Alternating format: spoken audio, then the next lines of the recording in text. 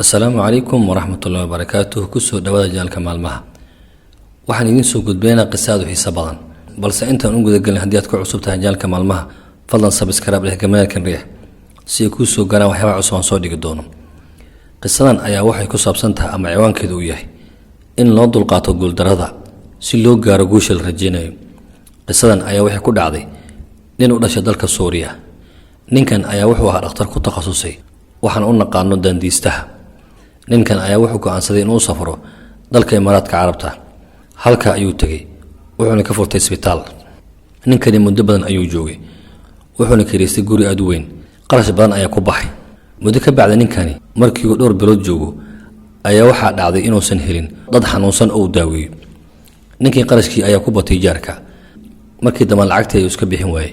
dhowr bilood kadib ayaa ninkii guriga u yimid markaasuu wuxuu ku yiri niyo waxaan doonayaa lacagtii inaan siiso haddii kale maxkamadda ayaan kugu dacweynayaa.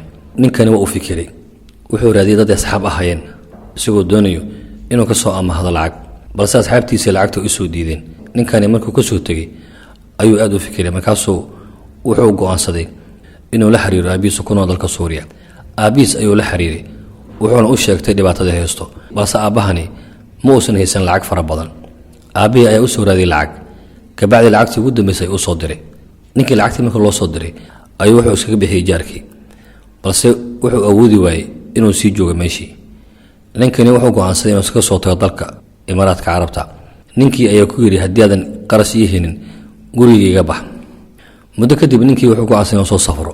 markii uu safarka isku soo diyaariyay oo soo baxay ayaa waxaa soo wacday haweeney uga shaqeynaysa isbitaalka oo u ahayd maamule. kaasay waxay ku tiri isbitaalka dad xanuunsan ayaa yimid oo doonaya inaad daaweyso ee si degdeg ku imo.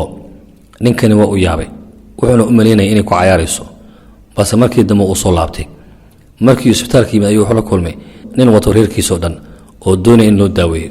ninkii dadkii ayuu daaweeyay. markii uu daaweeyay ayaa waxay noqotay lacagtii daawada bisha ijaarkeeda. lacagtii uu ka qaaday ijaarkii uu iskaga bixiyay. kadib maalinkii ku xigtay dad fara badan ayaa yimid uu u qaabilay kabacdi lacag uu ka qaaday. maalinta ka dambayso ninkii wuxuu sameeyay horumar ilaa markii ninka dambe la isku soo sheegay oo magaalada dhan looga yimid. ninkani markii dambe wuxuu noqday nin caan ah ilaa markii dambe oo TV la soo fadhiisiyo oo uu noqdo ruux caan ah oo dadka ay ka weydiiyaan waxyaabo la xiriira caafimaadka ilkaha. ninkii markii dambe magac ayuu yeeshay wuxuuna noqday nin aad loo yaqaano. qisadani halka ayuu ka egtahay. maxay tahay waxaan ka faa'iideynaa qisadan?